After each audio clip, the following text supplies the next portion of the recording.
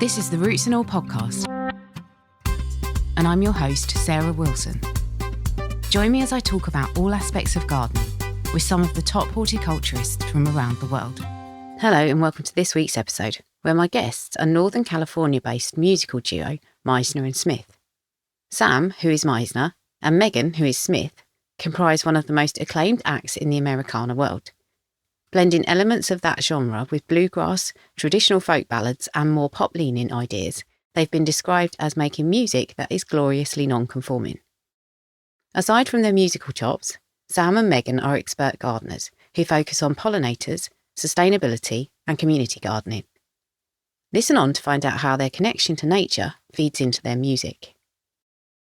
My sort of first memories are in the garden with my mom, sort of like playing in the dirt, looking for insects under the leaf mold, and planting plants, planting vegetables, harvesting vegetables from the garden, because we had a garden growing up. And we used to go visit my Nana in England quite frequently, and she was also an avid gardener, which isn't completely unusual over in the UK, but it's not as popular over here. And so, that was a real touchstone for me growing up, and, a real focus in terms of how I bonded with both my mom and my Nana over the gardening. Even now, as an adult in my middle age, I still feel like I'm really connected with both of them when I'm gardening. So it's a really personal thing for me. And then as I've grown older, I've become more interested in getting involved in programs that educate the public about how they can start their own gardens and how they can be good stewards of the land they live on. So I got involved in what's called the Master Gardeners over here, which sounds very highfalutin, but it's just basically a program that is connected with our local university here, our university system. It's an extension of that. And we basically take information that we get from the horticultural departments here and the sort of the best science-based information that we can get. And we teach that through the Master Gardener program to the public. And we have a teaching garden downtown, which I ended up being the head of one of the parts of it. It's the rose and flower part that I'm the head of with my cohort. We're co-leaders. And so it's just been really wonderful to kind of step into that role as an adult, having grown up here in this town, Davis, which is a small college town, going away for a long time, living in bigger cities and different places, and then coming back. It's been really great to reconnect with everybody through gardening and through teaching people how to get the most out of their own gardens. So I guess that's kind of my connection to it. Personally, I grew up out in the country. So where my parents still live is surrounded by ranch land and farming, about a little more than an hour north of San Francisco. So we had a garden growing up as well, surrounded by agriculture and that kind of culture too. And I've always had a strong connection to the outdoors in general. And when we moved back here to Davis from San Francisco 15 years ago or something, and Megan was kind of reconnecting with suddenly having space to garden, I jumped in as well and love working outdoors. I still do that for some of my work as well. But one of the biggest projects that's kind of over the past 15 years, headed by Megan, really, in her desire to kind of foster wildlife habitat and pollinators, especially. We've transformed what was a typical suburban front lawn with nothing but a lawn into several beds of a mix of mainly focused on pollinators, but a lot of native plants, and transformed this small lawn area into a garden with paths and places to sit. And it's transformed. We've noticed the difference in more birds, more bugs. It's a habitat now, and that's been a real cool connection to make with the spot that we live on. I got some literature about you, and one of the things that kind of jumped out to me was that it said that you believe that gardening is a creative outlet. And that really interested me because of, from a purely horticultural point of view, it interests me, but also because of the other creative outlet that you have. So how do you find that gardening kind of taps into your creativity? Well, I think it's a couple different things. One, I think it's just that basic mental health thing that we were sort of discussing before we started talking, which was it's just good for your whole being to be outside and connected with all the ecosystems and all of the natural world around you. So there's that. It's really important for our mental health. But also, I think in terms of the creativity, there's a sort of like a difference and a similarity between creating music and creating, a garden. Time is a really specific part of it. Time can be both, I can disappear into the garden for hours. It's like time is sort of all relative. So, you can be inside the music for a long time and hours can go by and you just don't notice because you're so focused on the microcosms of the music. And with gardening, it's the same way. You go out there and every day you see something new. It really keeps you in the moment and you can only think about what you're looking at because there's so much to kind of take in. So it really grounds you in a way. And I know that's sort of a pun as well, but I think it's true. It really forces you to just stay in the moment and be present. And when you're in that kind of headspace, I think creativity becomes more accessible. I think with our modern lives, it can be really difficult to get into that headspace because we're so distracted by all kinds of other stimulus, that is always coming at us. And so having the garden, having this outlet of music, it continues to place you in that spot in your mind where you are open to creativity and you are ready to kind of receive ideas and your imagination is kind of switched on. So I think that's been extremely important for our development over the last 10 years or so, to have the garden, to have the space, to have the place that we live also be sort of like a well of peace and creativity. That's so true. And also there's an element of both gardening and songwriting and arranging of music where, at least from my perspective, it's the most important thing is being open to observing what is around you. What does the garden need? Not necessarily does it need more water or fertilizer, but creatively creating a landscape. And also, like in a song, often the way we work, it isn't sitting down and I have a full mapped out version of what exactly this song is going to be. In a similar way to the garden, it's impressions that then build off of that. Here's a cool line I came up with or a nice melody. How does that develop? Here's a plant that works well in this environment. What would be good to set off the colors there in the winter or in the summer, and kind of playing with observing from the outside and then kind of executing in a way. We often say in music that it's more about listening than what you're playing. Because if you're really listening, you can hear where to place things, what's needed without cluttering the audio space. And the same thing in a garden. You could put a million plants in and then you've just got a jungle, which is also beautiful. But finding ways to observe the surroundings or the song you're working on and kind of letting the garden tell you what it needs, or the song is a similar approach we take on both. I love that you said that because there's this idea of control we have as human beings where we want to control all the outcomes because it makes us feel comforted to have control over our surroundings. I think that's pretty universal. It can be anyway. And I think with the garden, it teaches you you don't have control. You really don't. And having control isn't really the point. And I think in terms of music, our music especially, that is true. We kind of allow the songs to develop through us, but we don't have control over where they go. We try to let the songs reveal themselves. Yeah, we try to let them reveal themselves in a similar way that the garden has really revealed itself to us. Mm-hmm. Yeah. Obviously, you've got your new album out, and I will put links to it in the show notes and everything. And I was thinking, you spoke about headspace and you spoke about observation and just allowing, I suppose, observing and having the room to be creative, and the garden teaching you that as a skill almost. But does it directly inform songs in terms of lyrics and themes as well? Oh, yeah. Yeah, for sure.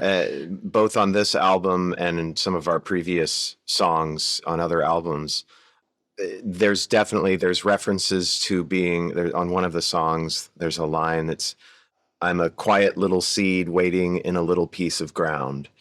Far as I can tell, light is just another kind of sound." So something as direct as that, certainly.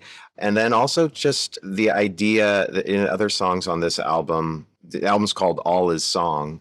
And we think of the garden as a song in a way too, not necessarily something that's just audible, but it's like it has a beginning, a middle, it has a cycle. There's something so cyclical about gardening. And in the same way, some of the songs reflect those themes of light and dark, and you need the light and you need the dark. You can't have one without the other. So there's also some themes on other songs on this album that kind of take up that as well. Yeah. And something that I've realized after the project, we sort of have finished the project and we're talking to people about the project, something that's come up for me has been the link between the power and the strength of life, of a living thing pushing its way through the earth, of water grinding down a stone, and the strength and the power of music in our lives as human beings. And I think that's been something that I keep coming back to. One of the songs on the new album is called Silence of the Sun, and the first portion of the lyrics were inspired by a Dylan Thomas poem. And it's all about the force that drives the plant to come alive out of the ground. And that it's the same force that is driving us to stay alive, to celebrate living, to continue. And I think in a lot of our culture growing up, I was lucky enough to grow up in a time where music was actually still included in education and public education in schools. And so that's a lot of how I got started. But very often we're told that music, gardening, the arts and culture, humanities in general are very much an extracurricular thing. You should have your serious life. And then, yes, you can balance it with something that's less serious. But I think what I keep coming back to is these things, especially the way I've chosen to live my life, gardening, music, arts, they're all such a bigger part of who we want to be as human beings than we really give them credit for in our culture. And I think I keep realizing that more and more as we do more music and we spend more time in the garden. These things are vital to our survival as humans. It's something we all need. And it's interesting to think about those kind of universal themes and how they're expressed in the garden and how you tap into them through the garden and through music. Taking it very literally, do you ever use elements of your soundscape of your garden in your songs as well? Actually, that's funny you asked that. We did include a couple of natural, I guess, for lack of a better word, sounds on the album. Some ideas we had early on were that we wanted to kind of link the songs internally with these, we call them interludes. And a couple of them, there's a fox sparrow singing on one of the interludes. It's a recording that my father made, actually, because he's a birder. He likes to go, he's a twitcher, I guess is what you call it. But he likes to go watch birds. And he had recorded this really cool bird song of the fox sparrow. So we actually included that. And then some at the crickets. very end, there's a really cool recording of a cricket singing outside our window. We were actually at the studio that night, and because we spent the night there every now and then, and the cricket is singing, and then way, way, way in the background, you hear a siren of like an emergency vehicle going by. And I loved the two of those together. And I thought that really was sort of emblematic of what we were trying to say with, that theme of all is song that ended up being the title of the album. So yeah, there's definitely some of that on the album too. Yeah, and thinking about where you were recording, do you choose surroundings that are appropriate for the recording process? Do you pick them beforehand, and do they influence how the things come out? Well, we didn't choose the studio. This studio, we actually recorded our last 2 albums before this one at the studio. So we knew sonically, and our co-producer whose studio it is, Bruce Kappen, there's a very beautiful area outside, but that's not the reason he happens to be a gardener. He also as well. does happen to be a gardener. So we always inspect the gardens first before we record there and make sure. No, I'm kidding.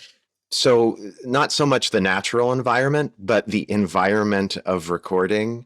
It's so important to feel comfortable in the space that you're trying to kind of shed, the outside world and try to shed your own insecurities or worries.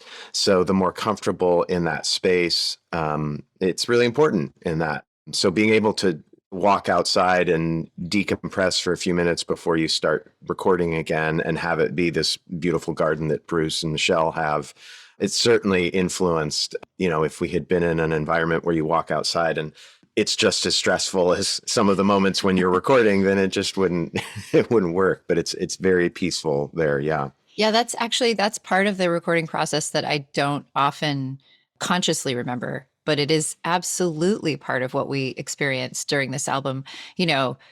We traded plants, I brought seedlings at some point to them to plant, and they gave me seeds to start at some point. And so I think when you get to share that with the person and people that you're trying to be creative with, it kind of acts as a decompression tool too, because the studio can be incredibly intense. Everything you're hearing, we always say the studio doesn't lie. You go in and you record something and you play it back, and that is you. There's nowhere to hide, really. It's very revealing in that way. And sometimes that can be very painful because sometimes you don't like what you hear and you have to think about how you want to change it. So having that really intense work experience and then being able to sort of decompress with like, oh, what tomatoes are you growing this year? And, having that be part of the process was such a bonus, Yeah, and I guess we've tapped into nature and the natural world for kind of rhythm and, various elements of musical composition for years, since time immemorial. But are there any other gardening influenced artists that you can think of that you want to highlight or that people might find interesting? One of the things that we actually, I don't know if this is gardening necessarily, but we both bonded over kind of a mutual love of Andy Goldsworthy kind of early on in our partnership. Oh, the artist. Yeah.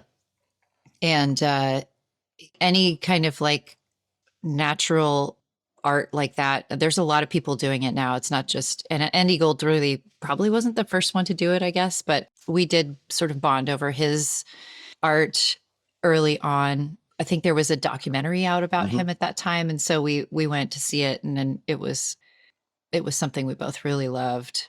And that connection between taking the natural world and kind of the idea of playing with whatever is around is such a joyful idea. And I know Andy Goldsworthy was saying like it's really difficult work, but I think keeping the joy in creation is really important. And I think the outdoors and the natural world can really help with that, because there's so much discovery in nature. There's so much joy in nature, especially if you surround yourself with it or you allow yourself to kind of get immersed in it.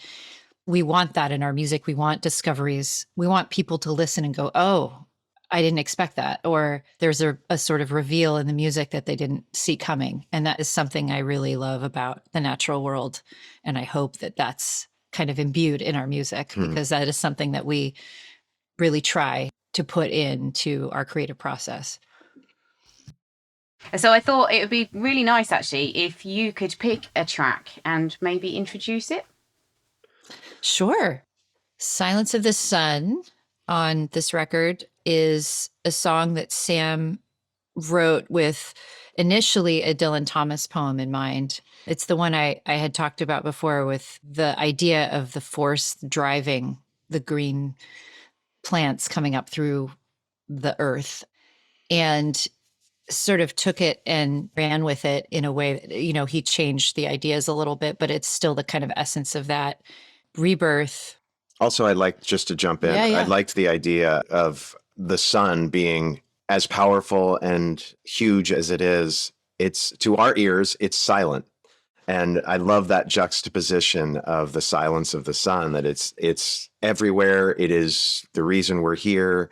It's the reason we continue. And yet, to our ears, it is completely silent. And so that image really kind of struck me too. Yeah. But sorry, I didn't mean to interrupt. I love that. And the idea of, there's a lot of exploration on the album of a lot of juxtaposing ideas, enormous and small, dark and light, death and life. There's a lot of that on this album. And one of the things that I love about this song is it really explores our own kind of place in that world, where we can feel incredibly small in the vastness of the universe, but then there's also power and a whole universe inside each one of us.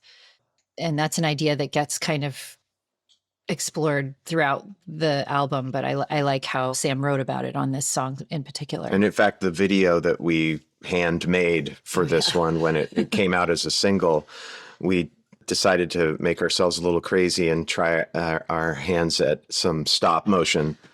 And the images on that were from some drawings of Megan's that were butterflies. We include, obviously, the sun, and just certainly our garden imagery kind of reared its head in that music video, for sure. So it's very much connected to our gardening time.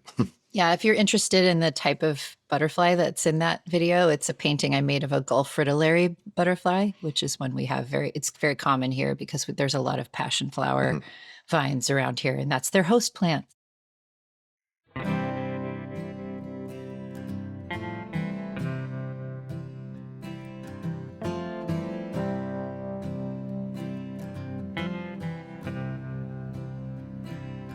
Like the force that drives the flower, moves the marrow in my bones. Like a star is born dying, like the water carves the stone.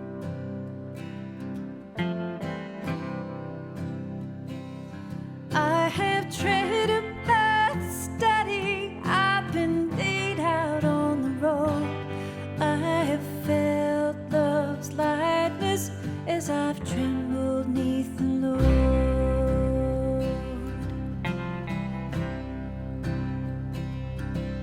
The voice that fell silent is the very voice I need, yet it cloaks its wisdom as it whispers from the weeds. I will find out later it was always in my lungs, but for now I'm breathless like the silence of the sun.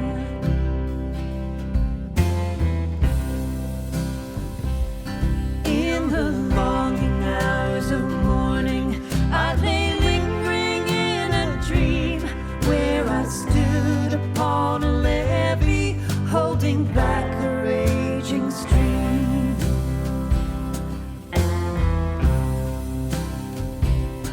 From my eyes to the horizon, there was either doom or mud, and I wondered, was I foolish or a fortress in the flood?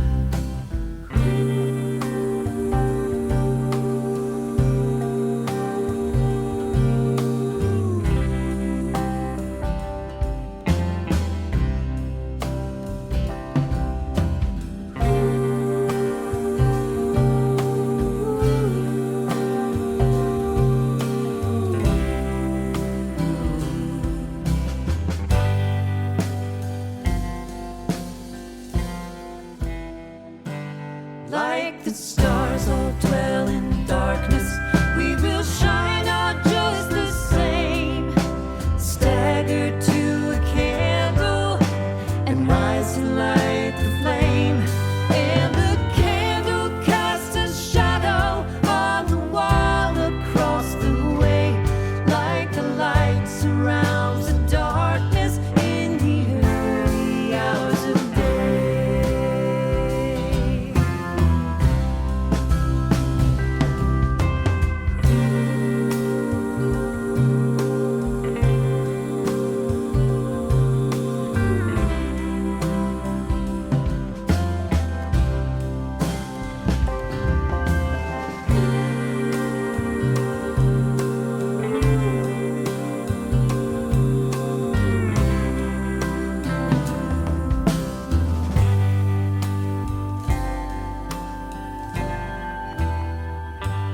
Like the force that drives the flower, moves the marrow in my bones. Like a star is born dying, like the water carves the stone.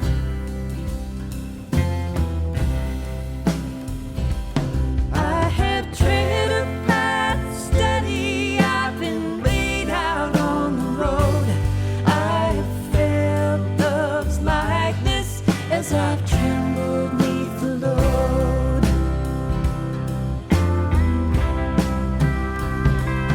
I have tread a path steady, I've been laid out on the road. I have felt love's likeness as I've trembled neath the load.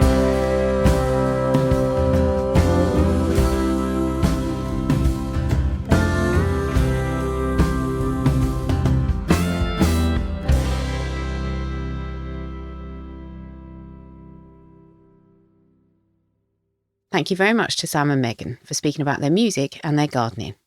Thank you as well for listening.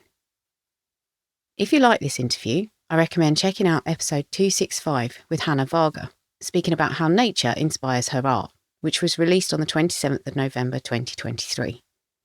And also episode 211, Soundscapes and Landscapes with Dr. Mike Edwards, which was released on the 10th of October 2022.